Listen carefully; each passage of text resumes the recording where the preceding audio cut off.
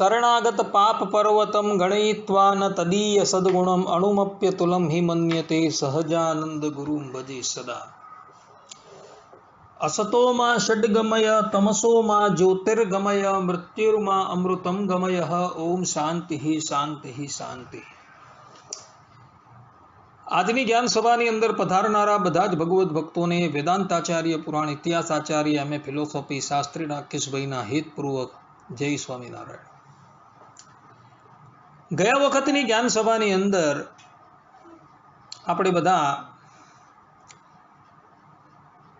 એ બાબતની ચર્ચા કરતા હતા કે રામાનુજાચાર્યજીએ પોતાના વેદાંત सूत्रना भाष्यनी अंदर शरणागति करता भक्तिनी महत्ता वधारे बतावी छे। शरणागतिनुं प्रतिपादन एमणे करेलुं छे ब्रह्मसूत्र 1.4.1 नी अंदर अनुमानिक अधिकरणनी अंदर तस्य च वशीकरणं तत्शरणागतिरेव, अर्थात के भगवान ने पोताना वशमां करवानुं साधन तेओना शरणमां जवुं ए ज छे। आ एक स्थाननी उपर एमणे शरणागतिनुं प्रतिपादन करेलुं छे। बाकीना वेदांत सूत्रना भाष्यनी अंदर तमे जुओ तो आचार्यश्रीए केवल ने केवल शरणागतिने बाद करता भक्तिनुं ज प्रतिपादन करेलुं छे। श्रीमद् भगवद गीतानी अंदर सर्वधर्मान् परित्यज्य मामेकं शरणं व्रज, आ उपरांत दैवी यशी गुणमयी मम माया दुरत्या, आ बधा श्लोको जे छे ए जीवात्माओने संसारथी पार जवा माटे केवल ने केवल एक भगवाननी शरणागति स्वीकारवानुं ज कहे छे। भगवान श्रीहरि पोताना श्रीमुखे कहे छे। छतां पण रामानुजाचार्यजीए गीता भाष्यनी अंदर जो तमे सूक्ष्मताथी अवलोकन करो तो ए गीता भाष्यनी अंदर पण शरणागति ने भक्तिना अंग तरीके प्रतिपादन करेली छे। अने वेदार्थ संग्रह नामनो ग्रंथ जे छे ए वेदार्थ संग्रहनी अंदर पण रामानुजाचार्यजी सो अयम परम ब्रह्म भूतः पुरुषोत्तमः परम पुरुष चरणारविंद युगल न्यस्त आत्म आत्मीयस्य भक्ति एकलभ्य, आ वचन थी पोते स्पष्टपणे प्रतिपादन करे छे कि शरणागति जे छे ए भक्तिनुं अंग छे। एटले भक्ति ने अंगी कही छे अने शरणागति ने अंग कह्युं छे। तो आ वचनों ने श्रवण करीने केटलाक लोकोने संशय थाय कि आप श्रीए आ शरणागतिना प्रवचननी अंदर शरणागति ने अंग कही छे अने भक्ति ने शरणागति ने अंगी कही छे अने भक्ति ने अंग कह्युं छे। तो रामानुजाचार्यजीए गीता भाष्यनी अंदर वेदांत सूत्रना भाष्यनी अंदर अने वेदांत संग्रहनी अंदर भक्ति ने अंगी कही छे अने शरणागति ने अंग कह्युं छे। तो आवुं केम? तो एनो उत्तर ए ज छे भक्तो के शरणागति जे छे ए एटली बधी सरळ छे अने ज्ञान योग, भक्ति योग अने कर्मयोग जे छे ए एटला बधा जटिल छे के एनुं आचरण करवुं जे छे ए बहु कठिन छे। त्यारे शरणागतिनुं आचरण करवुं बहु सरळ छे अने शरणागतिना मार्गनी उपर आरूढ़ थनारा जेटला पण जे छे ए सरळताथी परब्रह्म परमात्मानी प्राप्ति करी ले छे। परंतु अनअधिकारी व्यक्तिओ आ शरणागतिना मार्गनी उपर आरूढ़ न थाय एटले माटे रामानुजाचार्यजीए वेदांत सूत्रना भाष्यनी अंदर गीता भाष्यनी अंदर અને વેદાંત સંગ્રહની અંદર ભક્તિની પ્રધાનતા બતાવેલી છે અને શરણાગતિની ગૌણતા બતાવેલી છે. આવું કારણ રામાનુજાચાર્યના પરવર્તી આચાર્યો પોતે આપે છે. આ ઉપરાંત રામાનુજાચાર્યજી જે સમયની અંદર પ્રગટ થયા હતા એ સમયની અંદર જ્ઞાન માર્ગનો બહુ પ્રચાર હતો અને એમાં પણ શાંકર વેદાંતી જે હતા એ શાંકર વેદાંતીઓની બહુ બોલબાલા હતી. આદિ જગતગુરુ શંકરાચાર્યજી પોતાના ભાષ્યોની અંદર ભક્તિ માર્ગ કરતા જ્ઞાન માર્ગને ઉત્કૃષ્ટ બતાવે છે અને એના પર જ આરૂઢ થવાને જીવાત્માઓને ઉપદેશ આપે છે. એટલે તેવા સમયની અંદર જ્ઞાન માર્ગનું અતિશય ઉત્કૃષ્ટપણું હતું અને એવા સમયની અંદર જો શરણાગતિનું પ્રતિપાદન કરવા માટે જઈએ તો તત્કાલીન સમાજ જે છે એ આ વાતને સ્વીકારવા તૈયાર નથી ને એટલે માટે શાસ્ત્રોની અંદરથી પ્રમાણો શોધીને આચાર્ય રામાનુજાચાર્યજીએ લોકોને બતાવ્યા કે ભાઈ આ જ્ઞાન માર્ગ જે છે એ જ્ઞાન માર્ગથી પરબ્રહ્મ પરમાત્માની પ્રાપ્તિ કરવી બહુ કઠિન છે, પરંતુ આ ભક્તિ માર્ગ જે છે એ ભક્તિ માર્ગ એટલો બધો સુગમ છે કે એના પથની ઉપર જો તમે આરૂઢ થઈ જાઓ તો પરબ્રહ્મ પરમાત્માની પ્રાપ્તિ તમને સરળતાથી થઈ શકે છે. જ્ઞાન માર્ગની અંદર તો પ્રથમ સાધન ચતુષ્ટયની જરૂર પડે છે, જે સાધન ચતુષ્ટય અગાડી હું તમને વર્ણવી ચૂકેલો છું.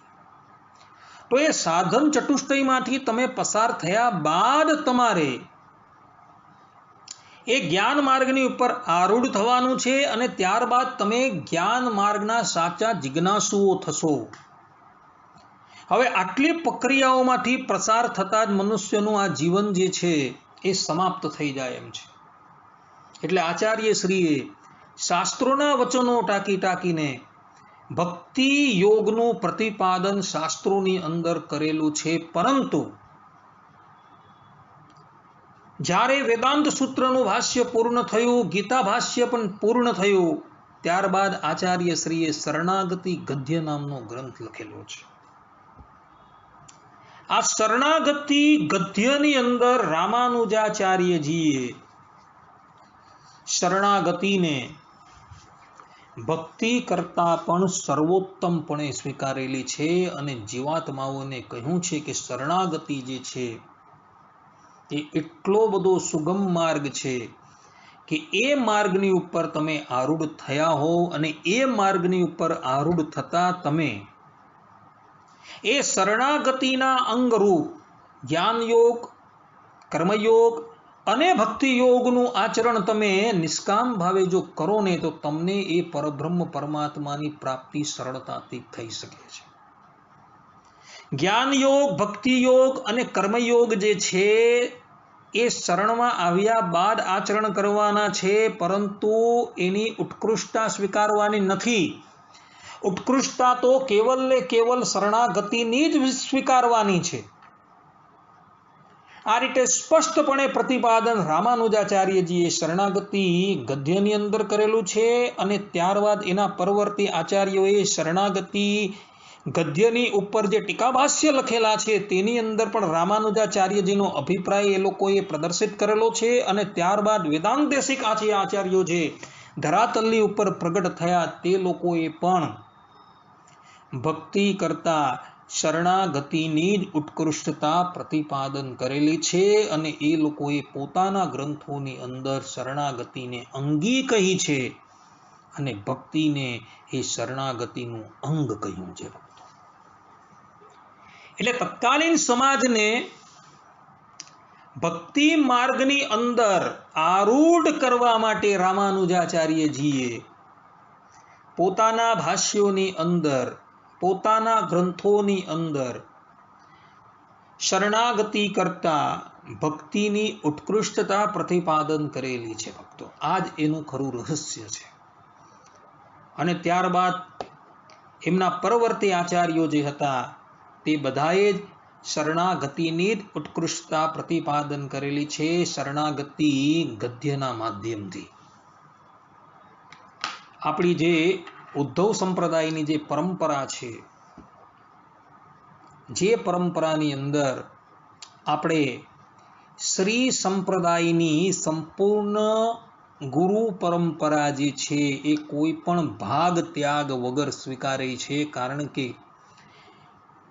શિક્ષાપત્રીની અંદર 121મા શ્લોકની અંદર મતમ વિશિષ્ટા દ્વૈતમ મેં ગોલોક ધામ ચિપ્સિતમ, આ શ્લોકના વિવરણમાં એટલે કે એની અર્થ દીપિકા ટીકાની અંદર સતાનંદ સ્વામીએ સ્પષ્ટ રૂપે લખેલું છે કે આ વચન લખીને ભગવાન સ્વામિનારાયણે એવું પ્રતિપાદન કરેલું છે કે આ ઉદ્ધવ સંપ્રદાયનું મૂળ જે છે રામાનુજ સંપ્રદાયમાં છે. આવું સ્પષ્ટ રૂપે ત્યાં લખેલું છે. તો રામાનુજાચાર્ય જે ગુરુને સ્વીકારે છે, યામુનાચાર્યજી, નાથમુનિ, દ્વાદશ અલવારો, તે ઉદ્ધવ સંપ્રદાયે પણ સ્વીકારેલા છે. અને ઉદ્ધવ સંપ્રદાયના અન્યતમ આચાર્ય વિહારીલાલજી મહારાજે સંપ્રદાય શુદ્ધિ નામનો એક ગ્રંથ લખેલો છે અને એ ગ્રંથની અંદર તેઓએ ઉદ્ધવ સંપ્રદાયની ગુરુ પરંપરાનો ઉલ્લેખ કરેલો છે. અને એ ઉલ્લેખ કરતા કરતા પોતે જે વિદ્યમાન આચાર્ય તે વખતે હતા વિહારીલાલજી મહારાજથી લઈને એમણે છેક શ્રીમદ નારાયણ સુધી ગુરુ પરંપરા જે છે એને પહોંચાડેલી છે. એટલે રામાનુજાચાર્યજી જે ગુરુઓને માનતા હતા તેને ઉદ્ધવ સંપ્રદાયે પણ સ્વીકારેલા છે. એ સિદ્ધાંત વાત છે ભક્તો. ને એટલે જ માટે ઉદ્ધવ સંપ્રદાયની અંદર પણ રામાનુજાચાર્યજીએ પ્રતિપાદન કરેલો શરણાગતિ માર્ગ જે છે એ જ ગુરુ પરંપરાગત સ્વીકારવામાં આવેલો છે અને એને જ સંસાર સાગર તરવા માટે સર્વ ઉત્કૃષ્ટ તરીકે પ્રતિપાદન કરવામાં આવેલો છે. અને પરબ્રહ્મ પરમાત્મા શ્રીમદ નારાયણ ભગવાન સ્વામિનારાયણ રૂપે જ્યારે આ ધરાતલની ઉપર પ્રગટ થયા ત્યારે પણ એમણે પોતે જે વચનામૃતો કહ્યા હતા એ બધા જ વચનામૃતોની અંદર ભગવાન સ્વામિનારાયણે પણ શરણાગતિની જ સર્વોત્કૃષ્ટતા પ્રતિપાદન કરેલી છે. બીજા કોઈ યોગની ઉત્કૃષ્ટતા પ્રતિપાદન કરેલી નથી. જેમ ભગવાન સ્વામિનારાયણ જે છે એ પ્રથમના 14મા વચનામૃતની અંદર પોતે કહે છે કે જેને સાક્ષાત ભગવાનની પ્રાપ્તિ એટલે કે શરણાગતિ થઈ છે તેને અંતકાળે સ્મૃતિ રહે અથવા ન રહે તો પણ તેનું અકલ્યાણ થાય નહીં. તેની તો ભગવાન રક્ષા કરે છે અને જે ભગવાનના દાસ થયા છે તેને તો કાંઈ કરવાનું રહ્યું નથી. ભગવાન સ્વામિનારાયણ અહીં સ્પષ્ટ રૂપે કહે છે કે જે ભગવાનના દાસ થયા છે તેને અંતકાળે ભગવાનની સ્મૃતિ રહે કે ન રહે એની તો ભગવાન રક્ષા કરે. અને આ જ વાત રામાનુજાચાર્યજીએ જ્યારે તેઓ કાંચીપુરીની અંદર બિરાજમાન હતા ત્યારે કાંચીપૂર્ણ સ્વામી પાસે ત્યાં બિરાજમાન વરદરાજ ભગવાનને જે 3 પ્રશ્ન પૂછેલા હતા તેની અંદર વરદરાજ ભગવાને પણ રામાનુજા સ્વામીને ઉદ્દેશીને એમ જ કહ્યું હતું કે અંતકાળે મારી સ્મૃતિ રાખવાની જરૂર નથી. અહમ સ્મરામી મદ ભક્ત નયામી પરમામ ગતિ. આમે વરા પુરાણની અંદર કીધેલું છે. ને એ જ વાત ભગવાન સ્વામિનારાયણ અહીં પ્રથમના 14મા વચનામૃતમાં કહે છે કે જેને સાક્ષાત ભગવાનની પ્રાપ્તિ એટલે કે શરણાગતિ થઈ છે તેને અંતકાળે સ્મૃતિ રહે અથવા ન રહે તેનું તો અકલ્યાણ થાય જ નહીં.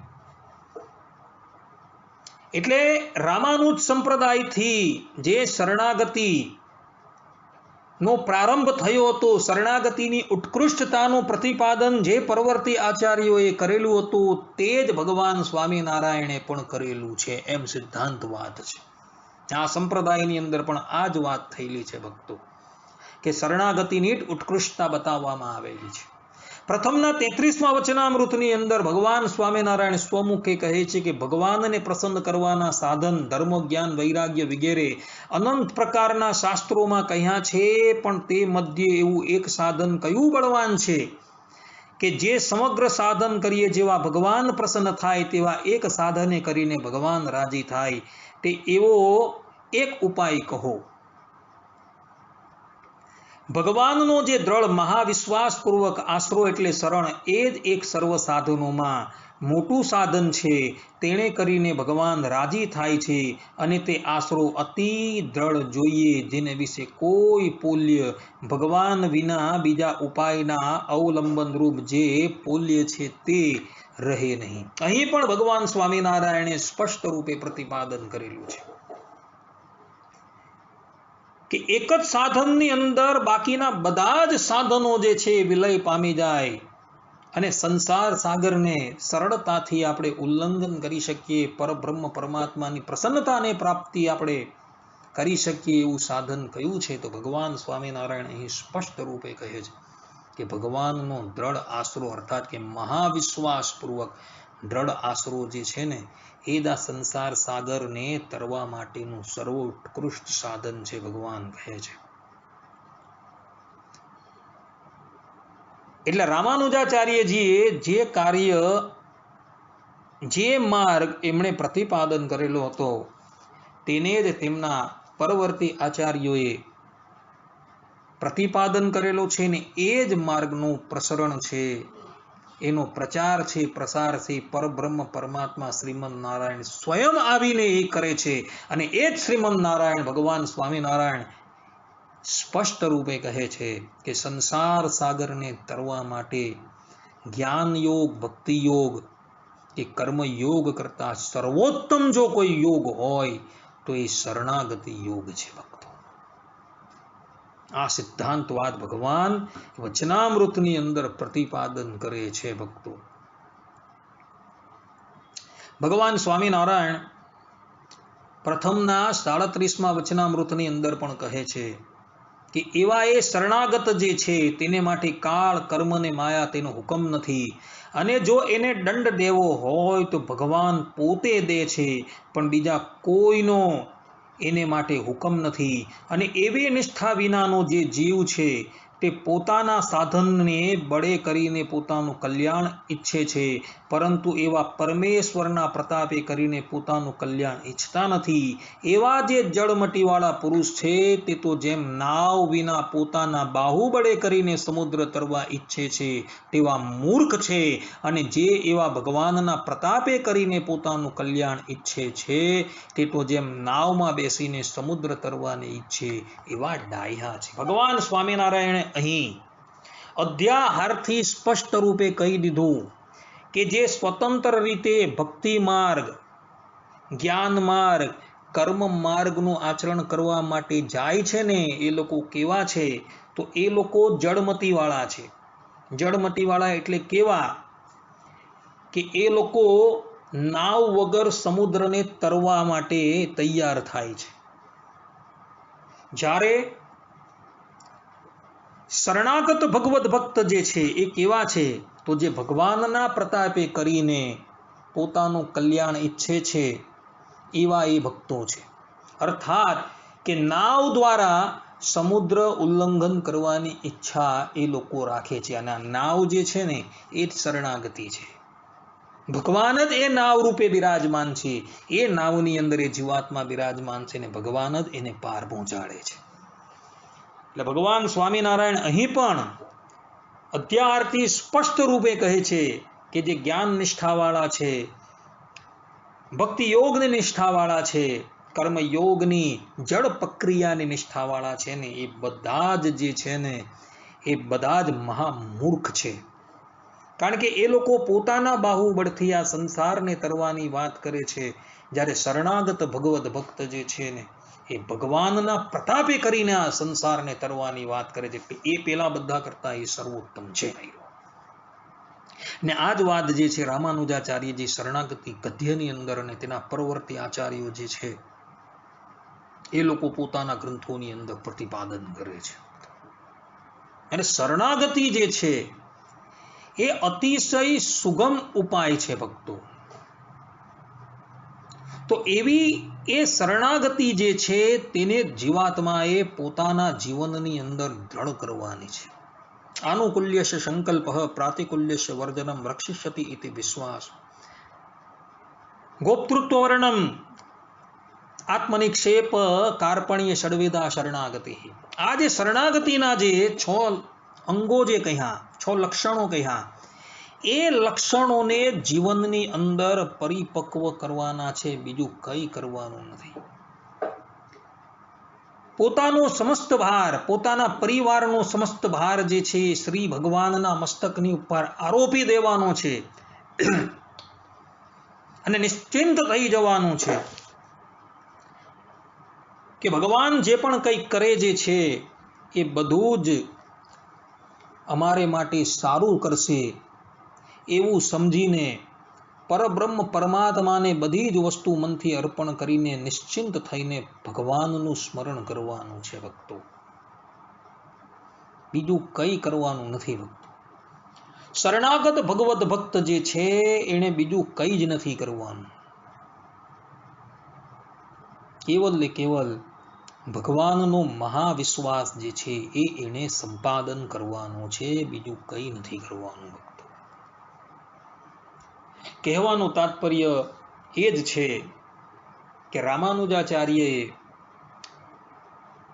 વેદાંત સૂત્રના ભાષ્યની અંદર, ગીતા ભાષ્યની અંદર અને વેદાંત સંગ્રહના ભાષ્યની અંદર ભક્તિનું પ્રાધાન્ય કેમ આપ્યું અને શરણાગતિને ગૌણ કેમ બતાવી એનું કારણ અગાડી હું જે કહી ગયો તે મુજબ છે. પરંતુ ત્યારબાદ જ્યારે સમસ્ત સમાજ ભક્તિ યોગની અંદર આરૂઢ થઈ જાય છે ત્યારે રામાનુજાચાર્યજી પોતાના પરવર્તી આચાર્ય જે આલવાંડારો હતા, અલવારો હતા, નાથમુનિ હતા, એ લોકોએ જે શરણાગતિની ઉત્કૃષ્ટતા પ્રતિપાદન કરી છે એ જ ઉત્કૃષ્ટતા એમણે શરણાગતિ ગદ્યની અંદર પ્રતિપાદન કરી જીવાત્માઓને કહ્યું કે સંસાર સાગર તરવા માટે સૌથી શ્રેષ્ઠમાં શ્રેષ્ઠ કોઈ ઉપાય હોય ને તો કેવલ આ શરણાગતિ જ છે, શરણાગતિ સિવાય કંઈ જ નથી એવું એમણે કહ્યું છે. આટલું કહીને હું મારી વાણીને વિરામ આપું છું. હવે પછીના પ્રવચનની અંદર શરણાગતિ કરતા ભક્તિની કનિષ્ઠાનું પ્રતિપાદન કરવામાં આવશે. અર્થાત કે ભક્તિ જે છે એ શરણાગતિની અગાડી બહુ ગૌણ છે અને શરણાગતિ જે છે એ અતિશય ઉત્કૃષ્ટ છે, એનું પ્રતિપાદન જે છે એ કરવામાં આવશે. ત્યાં લગીન બધા જ ભગવત ભક્તોને હેતપૂર્વક જય સ્વામિનારાયણ. સર્વે સંતુ નિરામય, સર્વે સુખીનો ભવંતુ, સર્વે ભદ્રાણી પશ્યંતુ, મા કશ્ચિત દુઃખ ભાગ ભવેત. અસ્તુ. જય સ્વામિનારાયણ.